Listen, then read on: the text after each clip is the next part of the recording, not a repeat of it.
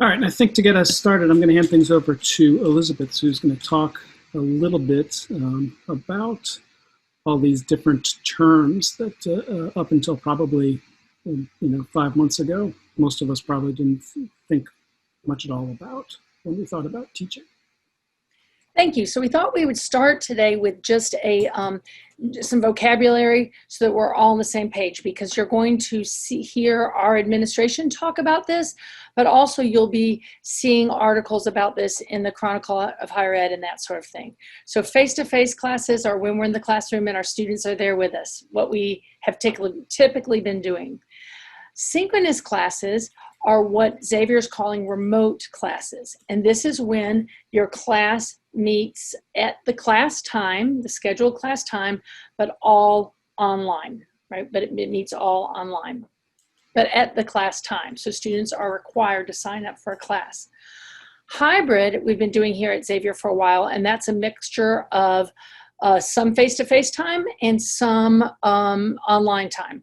So for instance, if your class was a Tuesday, Thursday class, you might have Tuesday in class and then Thursday was online instruction. Or you meet 1 week and then the next week it's all online. Okay, so and during that online time, students typically don't have to sign on during class time. Okay, and we've had that for a while. Asynchronous is when students don't have, it's all online, and students do not have a specific time to have to log in. So if they want to do it in the middle of the night, they want to do it early in the morning, whenever they want to do it, they can do their learning at that point. And so this is what Xavier's calling online, right? Online is asynchronous. And now we have this new, designation, which in a lot of again, when you see things on Twitter or see things in the news or read about things, they tend to call it blended, but we're calling it mixed mode. And this is when students will one class that meets at one time, right?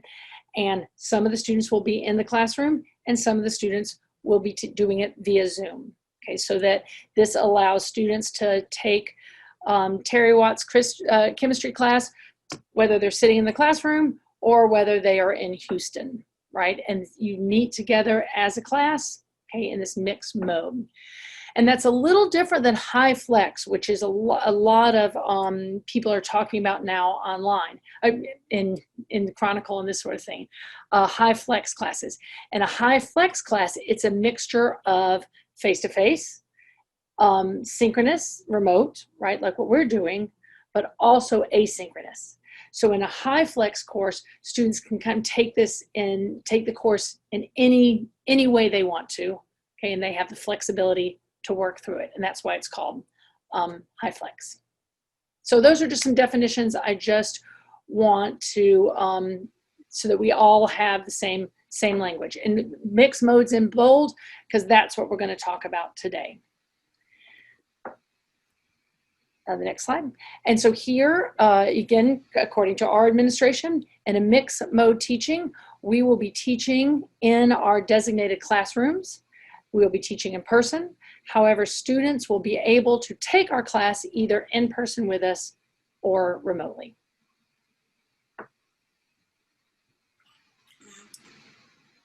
And this is a line I came across when I was just doing some research, and I thought it was really, I think, worth just copying word for word. And again, a lot of the research out there is talks about HyFlex, right? So this idea of mixed mode is a little bit unique to Xavier, and so we always want to keep that in mind. And if you're doing any research on your own, kind of bear that in mind as well, that Xavier is thinking about this mixed mode in a slightly different way than that idea of HyFlex, which has been around really for about 15 years.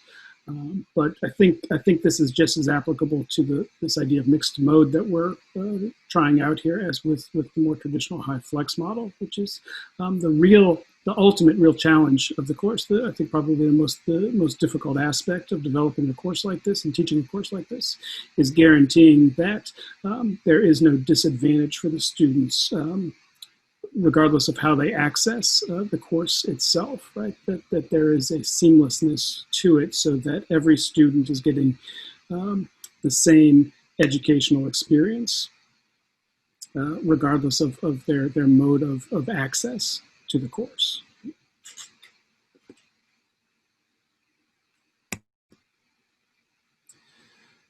So we thought we would begin things here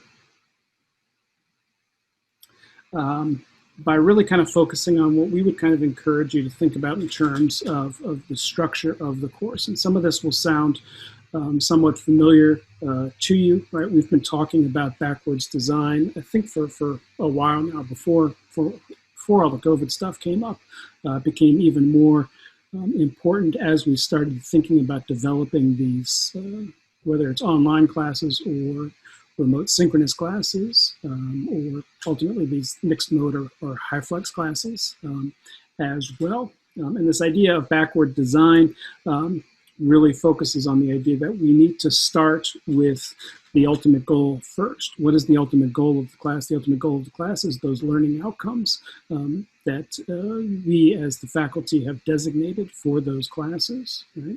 We need to think about the program level outcomes that the course contributes to. We need to think about the specific class level outcomes as well. And as we really stressed in the summer training, we also need to really think about those kind of unit level, module level outcomes as well. And we need to think about how all those align together, right? How each one supports, each one at each level kind of supports the ones at the higher level as well. But we really need to keep our eye on this is what the real purpose of the class is. And this is kind of what we build everything upon. Once we've got those designated, once we've got those clarified and spelled out, we really want to step back then and say, okay, how are we going to assess those outcomes, right? And I think this is the first place where some faculty kind of look at this and kind of wonder why it's this approach, right? Because most of us, I think, probably when we think about teaching, we kind of jump to what we're going to do in class, the activities we're going to do, the assignments we're going to give. But we really want to think about those assessments, whether it's the final exam and the midterm exam or term papers or larger summative assessments, right? But we also want to think about those formative assessments. What are we going to give the students to help them practice and see whether or not they're achieving these outcomes, and tell us whether or not they're achieving these outcomes as well. Jay, yes. I'm going to assume that Elizabeth is catching the sort of technical questions in chat, but one person did ask, who do we ask if our classes are not updated? I think she just answered, but they were talking about updating the mixed mode. Nope, this is a different question. So we had two. Okay. Who do we ask if our classes are not updated on Banner? I don't believe mine are updated in terms of how they're designated. Mm-hmm. And the second one is, one question I'm hoping we might be able to address at some point today is what kind of expectations can we reasonably set? I know in the spring emergency, we were trying to be super flexible since students were online when that wasn't what they signed up for. But now we can reasonably expect that students who are attempting to attend online have internet, camera, and microphone. That's a question. If we're offering a remote synchronous attendance option, can we reasonably demand attendance? Jay, I'll take the first one and then you can comment on the second one. Maybe we can do that more in discussion. The first one, for getting your classes designated, you need to be sure that your chair has approved it. Okay. Mm-hmm. And then either your chair should get in touch with Avis to change it, or your chair should empower you to get in touch with Avis to change it. But you need to be sure to go through your departments, and then Avis will change it in Banner. Avis is our registrar for our new faculty, and when I'm not talking, I'll put her email in the chat. But you need to be sure that your chair has dealt with it. Or Kiera, would you put Avis's email in the chat, please? Sure. Thank you. I would say for the second one, just real quickly in terms of expectations, I think that's a good point, right? The students are signing up, and I think Xavier's done a lot of work to try to make sure students understand what it is they're signing up for. Again, if we look at Banner now, we've got all these different designations, whether it's in class or online synchronous or online asynchronous or hybrid or now mixed mode as well. Those are all designated in there, and I think there's been a lot of work done to make sure the students understand what it is they're signing up for. I would say at the same time, it would still behoove us kind of, again, as we kind of stressed in that Lex course, right? Making sure students know, if not on day one, even before day one, here is what you're going to need in order to engage with this class, right? And if you're doing it remotely, then you need to have this kind of technology available to you, right?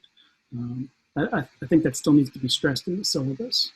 I don't think we should never make these assumptions, right? We should never say, okay, the students signed up for this class and therefore they know what they need.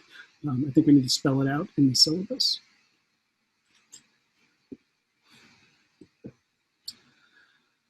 But great questions. Great questions. Thank you. Thank you, Tiara.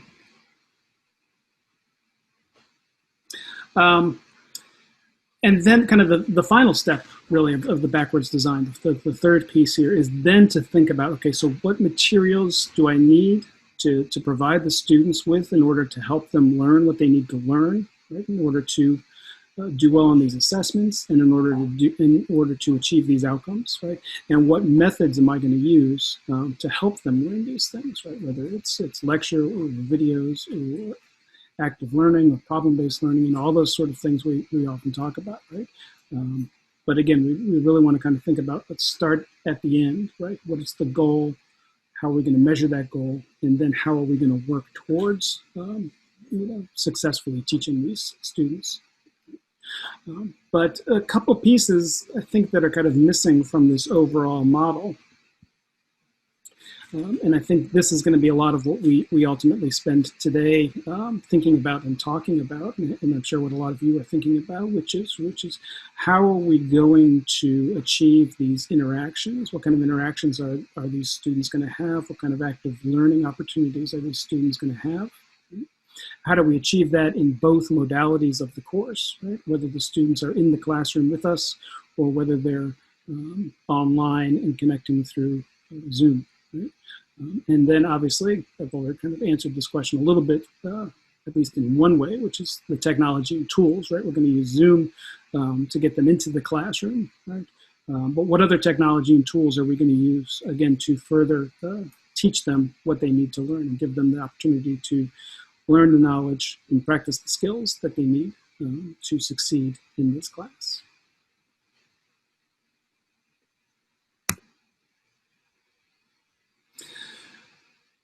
So this is going to kind of jump forward, but I think, like Elizabeth said, what we wanted to do is present you with some ideas based on the research we were able to do for this, and then to leave plenty of time in this session for you all to do some talking together, do some brainstorming, and also do some sharing so that we can all kind of think through some of these questions and issues as well.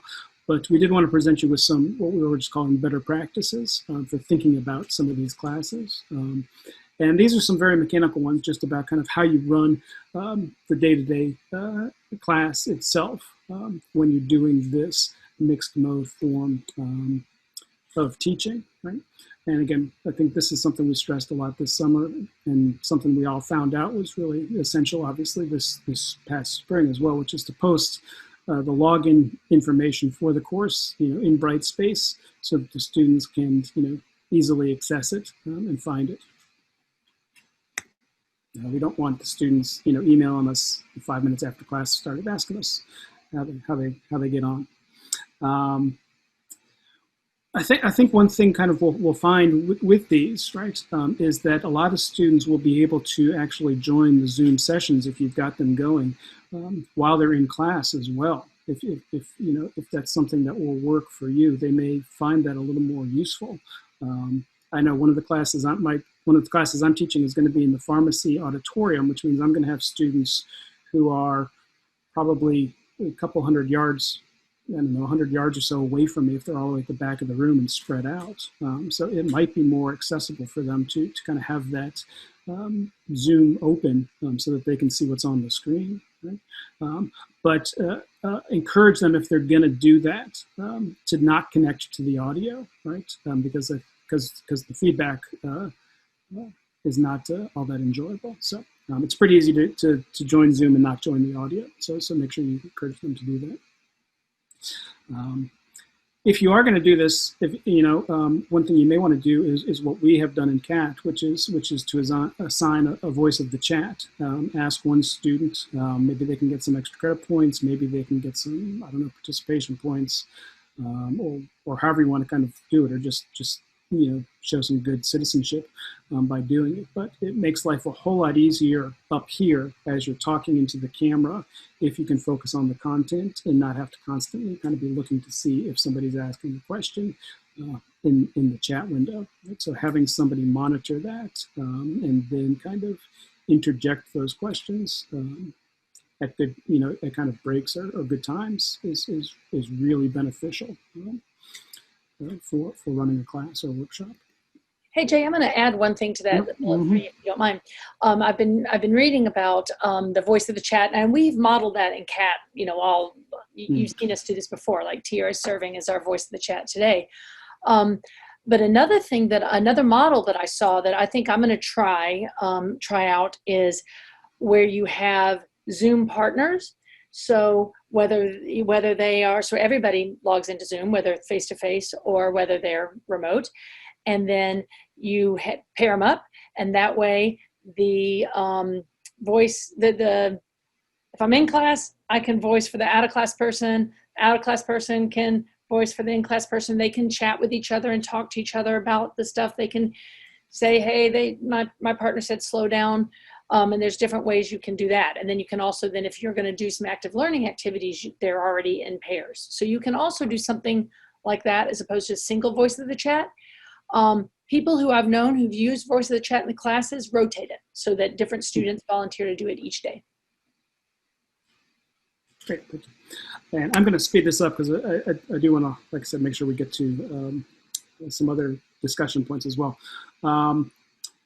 Make sure that the remote learners can see exactly what the in-class learners can see as well. So again, you want to make sure you've got your technology set up so that what you're sharing on your screen through Zoom is also what's being shared on the screen in the classroom as well. One of the best practices or pieces of advice I came across when looking at all this stuff is make sure you get into your classroom ahead of time and just test out the system and make sure you understand how the system is going to work and make sure all those things, we're all going to have bumpy next week, right? Whether we're teaching mixed mode or in person or whatever, but getting in there early just to practice or a day before or something like that would really be beneficial. I thought this was a great point, right? And something we often might not think about, but make sure you're repeating all questions and comments for the students, whether they're asking it in class so that the remote learners can hear, or whether it's the remote learners asking a question so that everybody in class can hear it. But we're really going to have to kind of take on that role of kind of the MC in a way to make sure that everybody hears the question before we try to answer it. Another small one, but something worth thinking about, which is that if you're specifically addressing for a moment, the remote learners, make sure you turn and look at the camera to address them. Make sure you're constantly kind of acknowledging their presence. Right? They're not there as kind of secondary students. We need to again make sure that their experience is the same as everybody else's. And so again, make sure there are opportunities for those remote learners to engage, whether it's asking questions or getting in groups or whatnot. And again, those are some of the things we'll talk about shortly. This is a little more specific to Zoom, but the annotation tool, if you've not used it, I think is a really nice function so that, as you're sharing your screen, people watching can use the annotation tool, which they get to through the menu bar, and they can circle things or they can point out to things. So whether it's using it to ask a question or whether it's using it to answer a question, again, it's a way to engage the students and get them to participate in the discussion. And I think Elizabeth is demonstrating that to us right now. Nope, that wasn't me. No, that was somebody else. All right. You have to think about with the annotation tool. If you use it, are you going to open up to everybody who then can write, I don't know, something. But no, so that wasn't me. Good point. Good point. And I thought this was an interesting point. I think this is kind of a pedagogical question you'd want to kind of think about. But some of the advice was close your virtual door, right? We are able with Zoom to lock our meetings. And so, you might say that, okay, class begins at 10 o'clock. And so at 10:01, I'm going to lock the virtual door so that people can join. Now, Zoom will tell you if somebody is trying to get in, and you can still let them in if that quote unquote door is locked. Right? But I thought that was an interesting point. Again, some of us have our own, theories about this in the classroom, right? Which is if the door is closed, okay, the students need to wait. And so I think that's something to think about. It would cut down on distractions quite a bit. I know a lot of us, had a lot of students kind of coming and going last spring as well. Let me clear off those annotations if I can. Yeah, well, he's clearing them off. Just so you know, you can turn it off where people can't annotate. Yeah. So you can kind of go back and forth. It's on the security tab now, so it's very, very easy to turn on and off. But it is on by default. I'm gonna Jay. Let's just buzz through this one. Kind of, if you'll just kind of show it. Exactly. Everybody took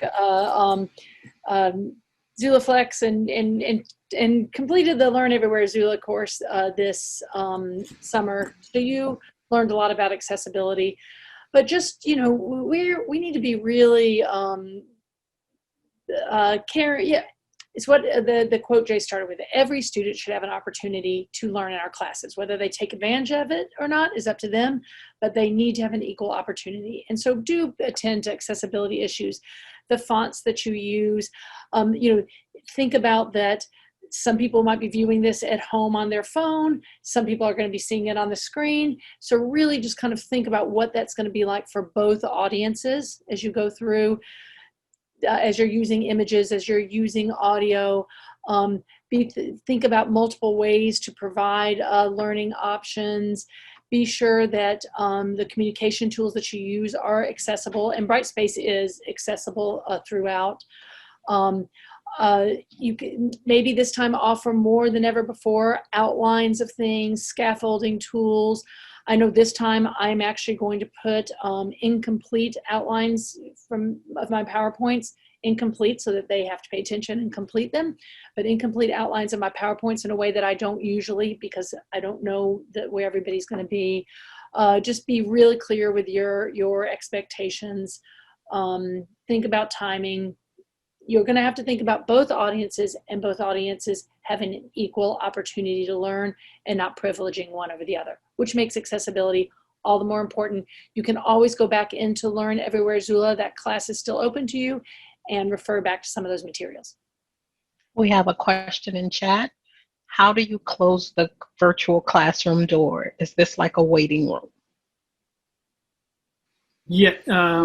It's a little bit different than the waiting room, but it functions, I think, a lot like the waiting room. If there's the security tab, they added that, or the security button, they added that to the menu for the host back in the spring, I think, when Zoom made some changes. And if you click on that, one of the options is lock meeting, right? And so I can do it right now, and it just says the meeting is locked, no one else can join. Now, like I said, Zoom will tell me if somebody is trying to join, and then I can let them in if I want to. So it does essentially work like the waiting room. And if you're using the waiting room function, you really don't need to worry about the locked thing, although it'll give them a little stronger message. If it's locked, it'll say, hey, this meeting began, and is now locked, as opposed to the waiting room where it just says the host will let you in shortly. So. And I just want to add, so it's down at the bar. Now you won't have it now because you're participants and not the host, but it's down at the bar where participants and chat and screen share is. There's a little security shield, and you have all kinds of options there. I would show you, but again, the challenge we've always had with all this is that you can't share your Zoom settings when you're sharing your screen on Zoom. So. And I will apologize. That storm that hit you all earlier today, I think, is now moving up here on the North Shore. So it might get a little noisy. Or my dogs might start going crazy. Okay. And then one last set of best practices we just wanted to go through. And again, I think I'll go through this pretty quickly just for the sake of this. And again, we can come back to these if we need to. But again, we want to think this is going to continue to be a challenge, whether we're teaching mixed mode classes or any other mode of classes as well, which is how to handle exams, right? And one argument that we at CAT have made, I think, repeatedly is to, if possible, think about moving away from these heavily weighted, kind of massively urgent proctored exams, and to kind of shift the focus to more regular, smaller, but still as essential assessments of student knowledge, right? In some ways it takes the burden off, in some ways it takes the thought of cheating off, and in some ways it takes the stress off as well. One common suggestion was to spread those out, have a lot of small assessments, and then to even offer to drop the lowest exam score as well, provide a lot of graded practice. I thought this was interesting, and this is something I violate all the time, because when I do quizzes and tests, I always do them outside of class time. I obviously do them by Saturday night, but the encouragement here was to do the tests during the regularly scheduled class time, to kind of keep things uniform for everybody. And then some other final piece of advice: make instructions and expectations clear, provide opportunities for practice, and allow adequate time. Right? But again, I think it will be an additional challenge for us to think about how to handle some of these things with those assessments. And if I may add, before we move to the breakout rooms, we know that a lot of you in all different for all different reasons have some concerns about online testing, online exams, and we have workshops planned for discouraging, or let's say encouraging, academic integrity, setting things up where academic integrity is more easily achieved, and those sort of things. So we do have some details on that coming. Right. As well as a workshop on alternative assessments. Yes, as well as a workshop. Keep an eye out.